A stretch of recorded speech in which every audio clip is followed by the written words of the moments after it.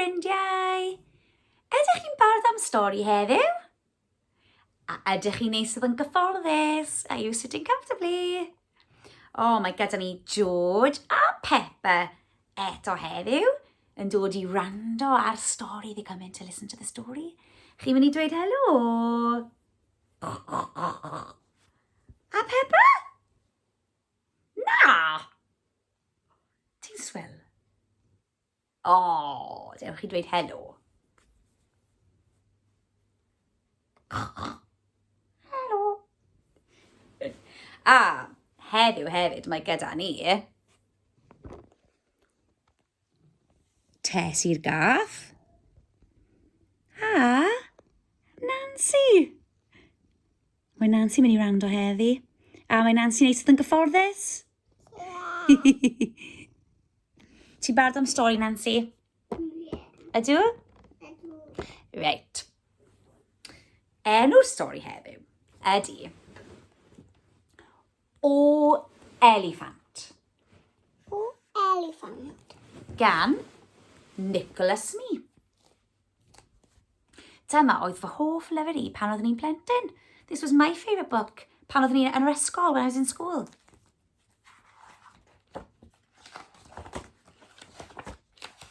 Dyma ni. Hoff degan Catrin oedd Eliffant. 9 roddodd ei iddi. Catrin's favourite toy was an elephant, which her nanny gave to her. Roedd 9 wedi gwau eliffant o wlan. She knitted elephant out of wool.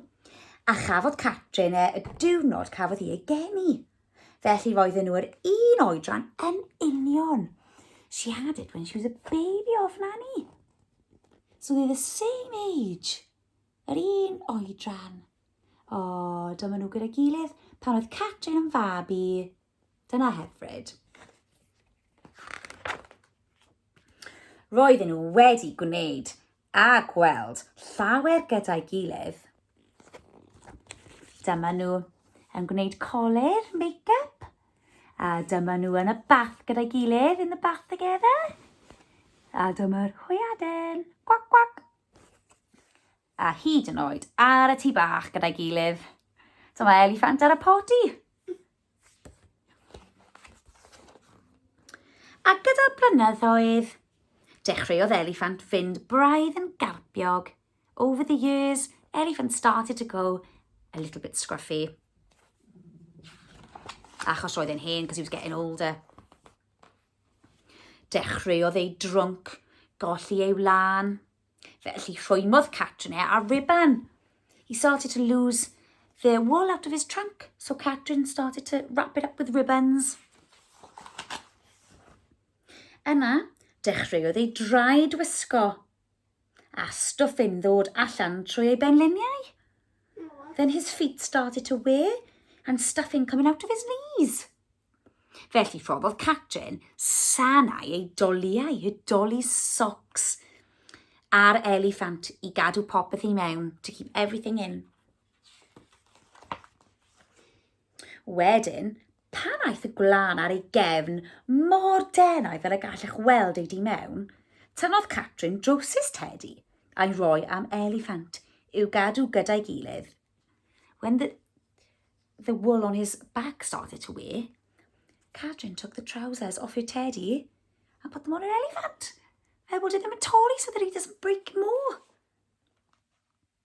Hyd yn oed wedyn byddai edafedd yn dod i'r golwg weithiau wrth waelod y goesau. Even then, you could see a thread of cotton or wool coming through his feet. Yna un diwrnod, digwyddodd rhywbeth dychrynllyd. Something scary happened. Roedd Catrin yn mynd a'i theganau am dro yn y tryc pan gydiodd edau o glist eliffant ar ddreinen. His ears got stuck on the trees and the bushes. Wyneb Catrin. Na. Erbyn iddi sylwi, y cyfan oedd ar ôl o eliffant oedd ei 200 mawr. By the time she had noticed that elephant was stuck, all that was left oedd 2 ddant mawr, 2 big teeth.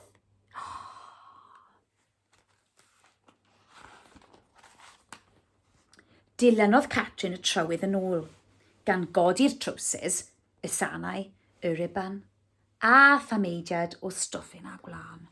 She followed the path back to find everything that was left of elephant. Oh, na.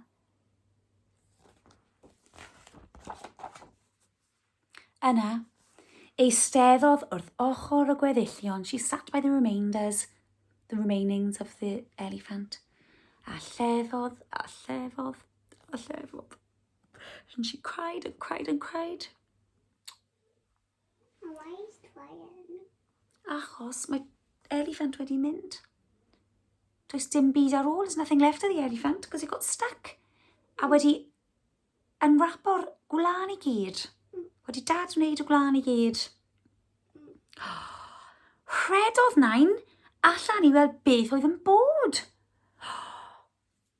Ydy Nain yn edrych yn fel bod hi'n becso, she worried. Yeah. Oh na. Be sy'n bod, Catrin?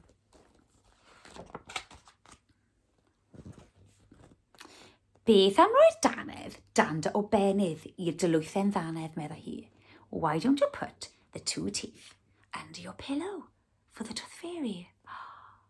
Syniad da? O'n I ddim, cawn ni weld. Felly'r noson honno, dododd Catrin ddanedd eliffant dan ei gobenydd a cheisiodd gysgu tra chwiliau Nain am wlan llwyd. So she put them under a pillow. Ydych chi'n gallu gweld nhw? Can you see the big teeth of the elephant? Oh, nhw'n cuddio. 1, 2. And Nanny went to find the grey wool. Tra bod Catrin yn cysgu, while Catrin was sleeping. O'r diwedd, syrthiodd Catrin I gwsg llawn breuddwydion. Wnaeth hi ddim clywed sŵn y gweill Nain yn clecian drwy'r nos. She fell into a deep sleep, lots of dreams. And she didn't hear Nanny on the sewing machine all night. Edrychwch, pwy sydd yma?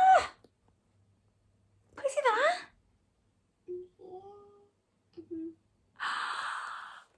Y dylwythen! Mae'r dylwythen danedd elephant oedd wedi bod. The elephant tooth fairy has been. Dyhynwyd Nain gan Catrin yn gweiddi a llawenydd. Catrin was shouting with excitement. Roedd Nain yn freinedig. She was tired, Nain. Ond hefyd yn fodlon yn hapus. Bu'n pryderu pan orffennodd y gwlan llwyd. She was a bit worried when she ran out of grey wool. Ond doedd hynny ddim yn poeni Catrin. Catrin didn't mind. Oedd bach o wyrdd. She had a bit of gwyrdd on the end.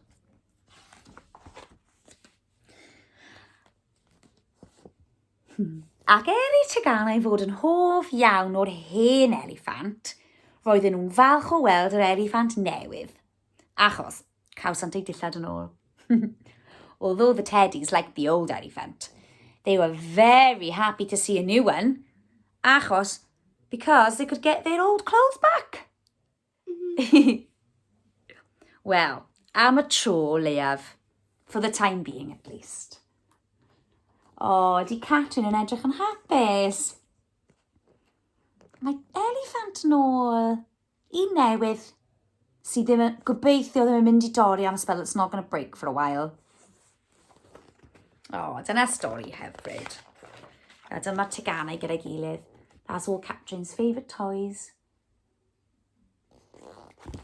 Oes ganddo chi hoff degan? Nancy, oes gen ti hoff degan? Have you got a favourite toy? Ti ddim yn gallu meddwl nawr I ti? Gormod. Os oes ganddo chi hoff degan, beth am tynnu llun? Neu cymryd llun? If you've got a favourite toy, why don't you draw your favourite toy or take a picture of your favourite toy a phostio chi ar ein tudalen Facebook, and you can post it on our Facebook page. Gartholwg. Canolfan Gartholwg. So let us know.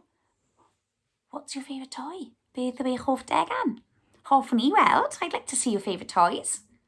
Fi'n meddwl rhai o rai Nancy ydi rhain. Peppa a George.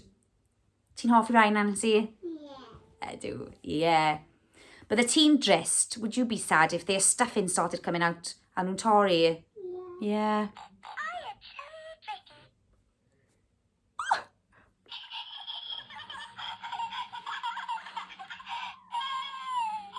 Fi'n meddwl dyna Peppa yn dweud hwyl fawr. Wyt ti? Yeah. Hwyl fawr am nawr. Welai chi tro nesaf. Diolch am wrando. Thank you for listening.